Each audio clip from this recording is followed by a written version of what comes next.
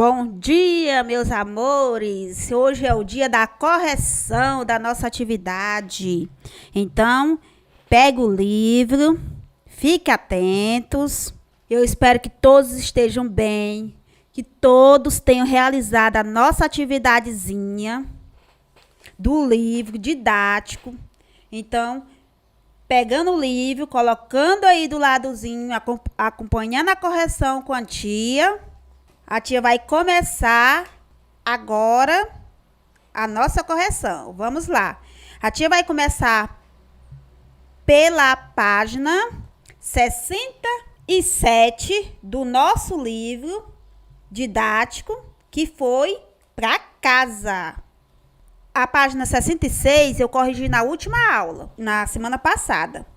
Aí hoje a tia vai corrigir a página 67. Quinta questão. A figura abaixo representa as placas tectônicas e mostra a distribuição de vulcões ativos na Terra. A partir da análise do mapa, responda o que se pede. Qual é a relação que existe entre a ocorrência de vulcões e as placas tectônicas? Então, você observou aí o mapa das placas tectônicas e você vai responder a letra A. Na maioria dos casos, as manifestações vulcânicas ocorrem no limite das placas tectônicas.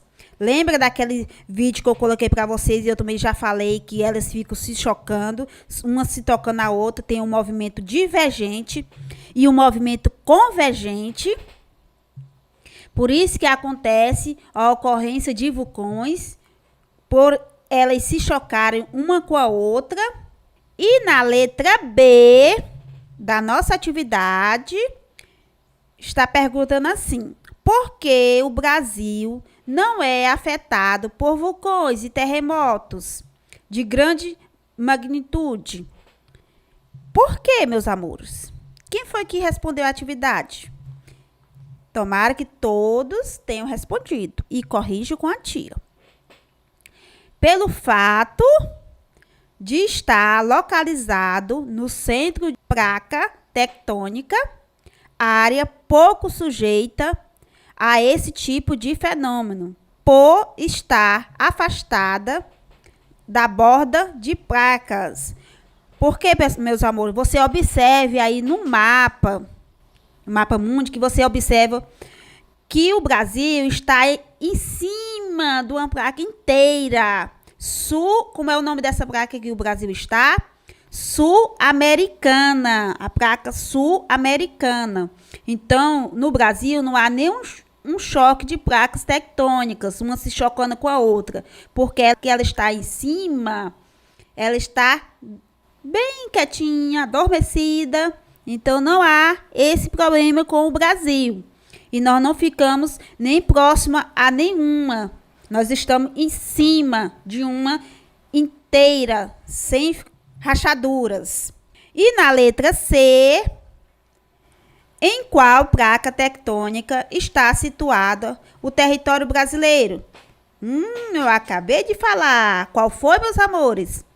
A placa sul-americana. O Brasil está situado na placa sul-americana.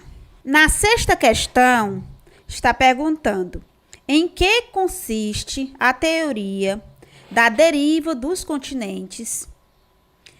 Observe o mapa da deriva continental e diga quais foram os continentes que mais se separaram. Segundo a teoria da deriva continental, os continentes que conhecemos se moveram ao longo do tempo. Os continentes que mais se separaram foram os do continente americano. Os que mais se separaram foi o continente americano. Agora, meus amores, você vai virar a página 68, 7ª questão. Onde se formam as grandes cordilheiras e os vulcões? Nas zonas de choques violentos entre as bordas das duas placas. É aonde se formam as grandes cordilheiras e vulcões. Quando as placas se chocam, aquele choque violento vai formar as grandes cordilheiras. Então, elas ficam entre as bordas de duas placas. Quando elas se chocam, formam as grandes cordilheiras e vulcões. Porque sai a lava de dentro do núcleo e formam os vulcões. E as cordilheiras, quando os vulcões hacem um grande resfriamento, formando as grandes cordilheiras. Há um erguimento da nossa litosfera. Porque a litosfera é a camada das rochas. Em quais zonas da Terra, 8ª questão, em quais zonas da Terra se cria a crosta oceânica e quais destrói as placas continentais? Que nome recebe? A crosta oceânica se cria ou se renova nas zonas de expansão ou divergente. A crosta continental se destrói ou desaparece nas zonas de subdução, que são áreas onde as bordas das placas se chocam. Uma mergulha para baixo da outra. Fenômeno também conhecido como movimento convergente. Então, nós vimos aí o movimento divergente e o movimento convergente. A 9ª questão. Quais as principais consequências dos terremotos? Quais são as principais consequências dos terremotos, meus amores? Podem causar vibração do solo, abertura de falhas geológicas, deslizamentos de terra, tsunamis e até mesmo alteração na rotação da terra. Em locais, ponto seguido, meus amores. Agora, em locais habitados, as consequências são ainda maiores. Destruição de construções, destruição de pontes, comprometimento da infraestrutura e mortes. A 10ª questão. 10ª questão, meus amores. Analise o mapa da página 95 e diga quais as zonas da Terra têm maior risco de sofrer terremotos e vulcões. Aí você volta no mapa, na página 95 e responda. Vai ficar assim: nas bordas de encontro entre as placas tectônicas e na região do Círculo de Fogo do Pacífico. 11ª e a última questão da atividade. Explique a formação dos dobramentos e das falhas. A formação das montanhas ocorre como resultado de movimentos verticais e horizontais no interior da Terra. São movimentos de pequena duração, porém intensos. Os dobramentos são ondulações que ocorrem em rochas, que oferecem pequenas resistências às funções internas e são modeláveis. As falhas ou falhamentos são fraturas, desnivelamentos que ocorrem na crosta terrestre em áreas em que as rochas são mais resistentes. As forças internas se quebram em vez de dobrar. São provocados por grandes pressões verticais ou horizontais em rochas antigas. Aí na nossa atividadezinha, meus amores, continua aí, preparando-se para o vestibular, o Enem. Então, essas questões só são de marcar. Você vai marcar na primeira questão, é a letra E. Na segunda questão, você vai marcar a letra C. E na terceira questão, você vai marcar a letra A. Você fica atentos e até a próxima aula, meus amores. Meus amores, a tia vai colocar um videozinho sobre os vulcões e os terremotos, para vocês ficarem mais atentos aí. Então, bom final de semana. Tchau, fique com Deus. E aí galera de Geografia Legal, beleza? No vídeo de hoje nós vamos falar sobre terremotos, tsunamis e vulcões e qual a relação entre eles. Então fiquem de olho porque a aula já está começando.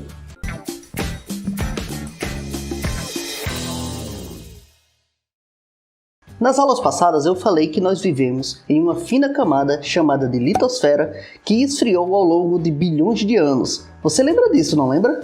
Não. Você já esqueceu, foi?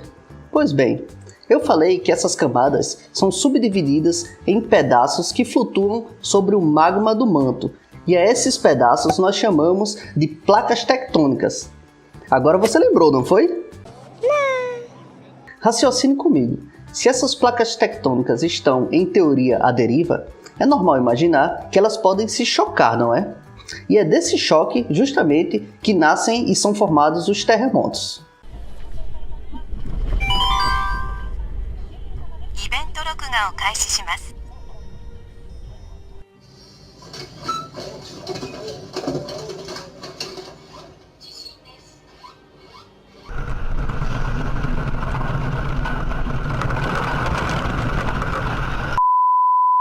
Então temos que terremotos são abalos sísmicos oriundos do choque entre placas tectônicas. Dois conceitos são importantes de serem analisados aqui, o de hipocentro e o de epicentro. O hipocentro é o local onde ocorre um encontro físico entre as placas tectônicas, ou seja, o hipocentro se localiza no interior do planeta. Já o epicentro é o local na superfície da Terra onde fica a posição vertical em relação ao hipocentro.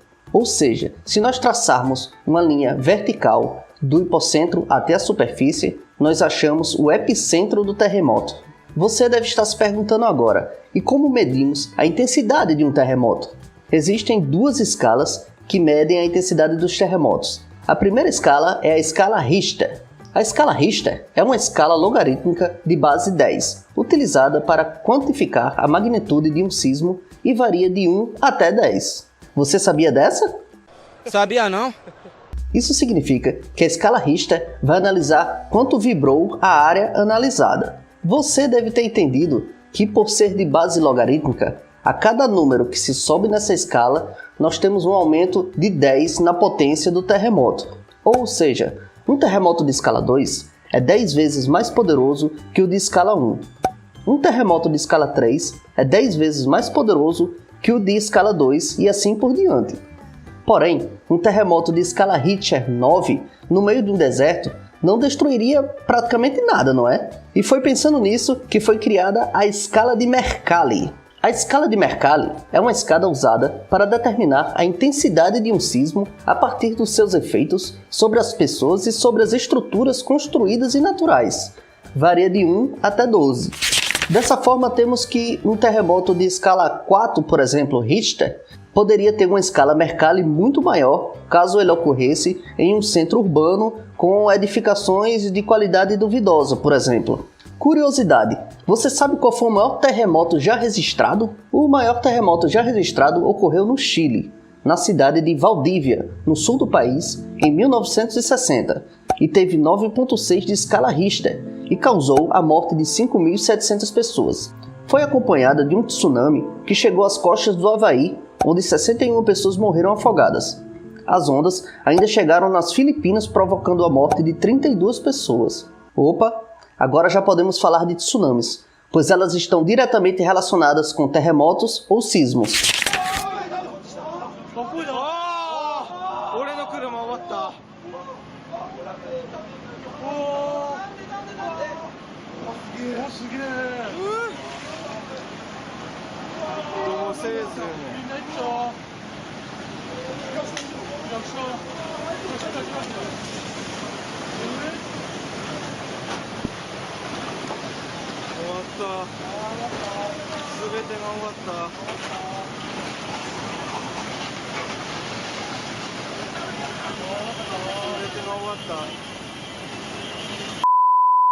Mas afinal, o que são tsunamis? Tsunamis são uma série de ondas de água que ocorrem pela liberação de energia do choque de placas tectônicas, seja no mar ou em grandes lagos. Não necessariamente as tsunamis são altas como os vemos nos filmes, mas sempre elas têm energia suficiente para adentrar no litoral, causando grande destruição para os humanos onde elas ocorrem. Curiosidade: você sabe qual foi o tsunami mais devastador já registrado? No dia 26 de dezembro de 2004, um tremor de magnitude 9.1 perto da costa do noroeste da ilha de Sumatra gerou um tsunami que matou 230 mil pessoas em 14 países no Oceano Índico, incluindo a Indonésia. Bom, agora você já deve ter entendido que os terremotos e as tsunamis estão diretamente relacionados com o choque de placas tectônicas. Se tiver alguma dúvida disso, basta olhar o mapa da tela e perceberá que sempre há inúmeros vulcões onde há encontros de placas tectônicas. Me diz uma coisa, você já tinha percebido essa relação entre vulcões e encontros de placas tectônicas? É claro. Mas e afinal? Agora, o que são vulcões? Vulcão é uma abertura na crosta terrestre, de formato montanhoso, por onde sai magma, cinzas, gases e poeira. Essa estrutura geológica é formada, geralmente, a partir do encontro entre placas tectônicas. E atenção, a erupção vulcânica pode ocorrer em forma de uma grande explosão que pode causar grandes desastres nas áreas próximas ao vulcão.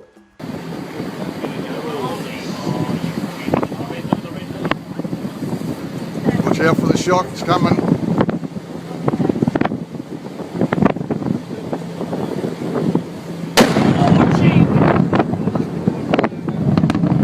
Holy smoke.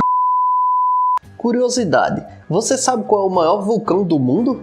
O maior vulcão do mundo é o Mauna Loa, com 4.169 metros de altura e 90 km de largura, localizado na ilha Havaí, no arquipélago do Havaí. Opa, falando de Havaí, eu não poderia deixar de falar sobre uma coisa, os hotspots. Você sabe o que são hotspots? Não. Eu já disse que as placas tectônicas se movem, certo? Imaginem que há lugares no manto com tanta energia concentrada em forma de magma que essa energia precisa vazar para a superfície. Mas a placa tectônica está em movimento, então esse ponto fixo de energia, de liberação de energia, acaba costurando a superfície, formando vários vulcões em sequência. E isso é mais fácil de se observar no oceano. Por exemplo, os arquipélagos em sua grande maioria são formados dessa forma. E o Havaí é o melhor exemplo que eu posso dar disso, como vocês podem ver aqui na imagem ao lado.